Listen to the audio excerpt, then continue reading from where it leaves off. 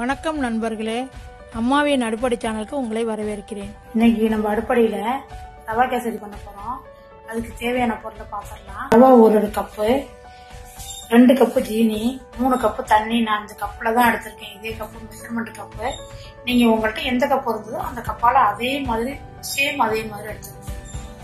ரவை 1ன்னா 2 கப்பு ஜீனி, 3 கப்பு தண்ணிங்கிற ரேஷியோல எடுத்துக்கங்க.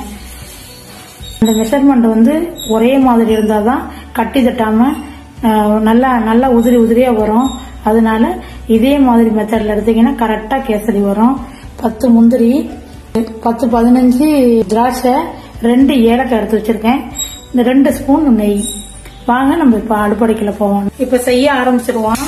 பனை வச்சு அந்த முந்திரி திராட்சையும் வறுத்து வச்சுக்கலாம்.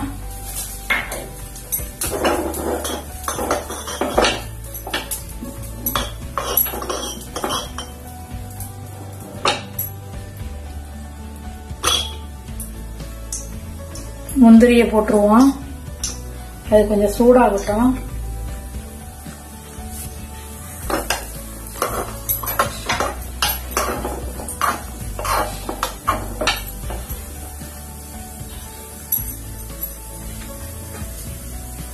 திராட்சையும் போட்டுக்கலாம்.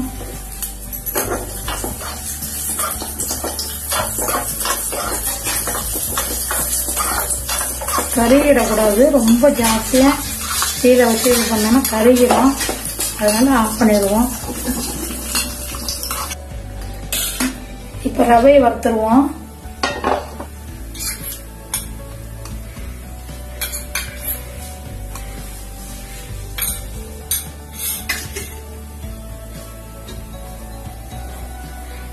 ரவையை கொட்டிடலாம்.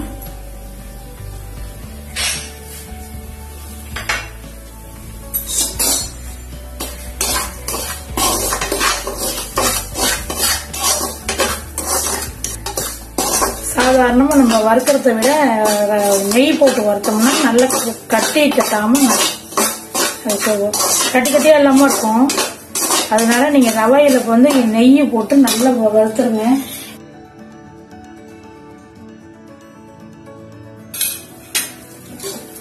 இதுக்கு நிறைய நெய் தேவைப்படாது, அவ்வளவுதான். நான் கிண்டிட்டப்ப 3 கப்பு வெந்நீர் கொதிக்க வச்சிருக்கேன். பச்சை தண்ணி ஊத்தாதீங்க. பச்சை தண்ணி ஊத்துனீங்கன்னா அப்படியே கொலன்னு போயிடும். இப்ப நான் வெந்நீர் கொதிக்க வச்சிருக்கிறதுனால ஈஸியா இருக்கும், உங்களுக்கு கிண்டுறதுக்கும் ஈஸியா இருக்கும், கட்டியும் விடுவாது. பச்சை தண்ணி ஊத்துனீங்கன்னா அப்படியே சிலுத்து போன மாதிரி ஆயிரும். வெந்து போனாலும் சரி, அது வேகாது. அப்புறமா ஒரு அடுப்புல கிண்டிக்கிட்டு இருக்கும்போது இன்னொரு அடுப்புல வெந்நீர் வச்சிருங்க.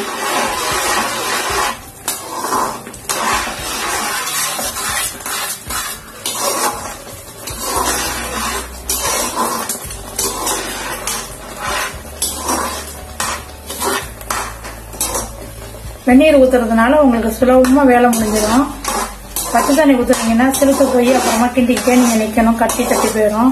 வெந்நீர் ஊத்துனீங்கன்னா ஈஸியா இருக்கும். இப்ப எப்படி செய்யறதுன்னு நீங்க பாத்தீங்கல்ல, அதே மாதிரி செய்யும். இப்ப நம்ம அளந்து வச்சிருக்க சீனியை கொட்டிடுவோம். நான் 2 கப் அளந்து வச்சிருக்கேன்.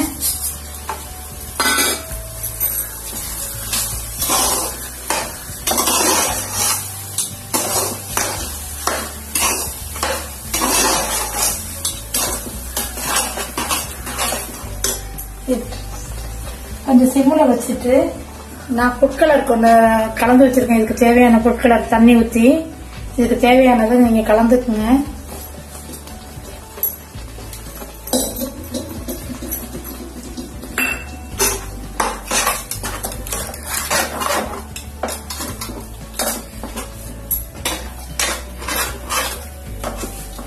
பண்ணிட்டேன்.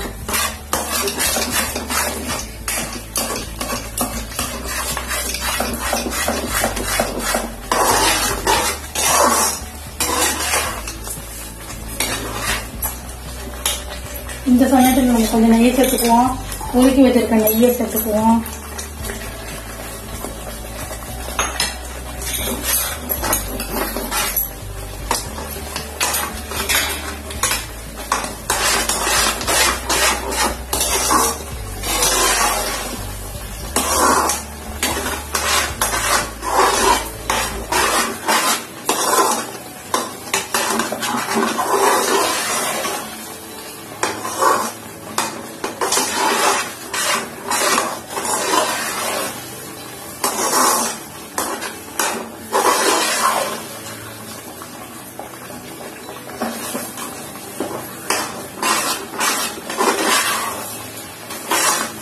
இந்த சமயத்துல வறுத்து வச்சிருக்க முந்திரியை சேர்த்துருவோம்.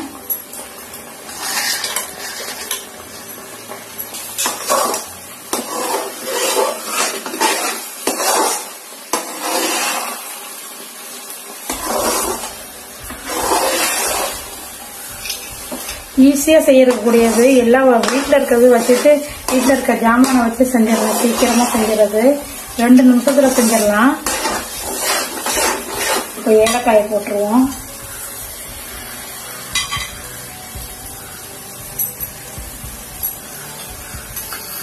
மீதி இருக்கிற நெய்யை ஊற்றிடலாம். கேசரி ரெடி ஆயிடுச்சு.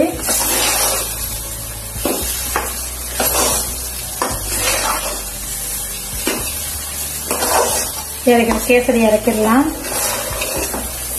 5 நிமிஷத்துல நீங்க ஸ்வீட் செய்யணும்னு நினைச்சீங்கன்னா இந்த கேசரி செஞ்சு பாருங்க. இது ஈஸியான மெத்தடு. 1 2 3 இப்படி கணக்கு வச்சுக்கோங்க.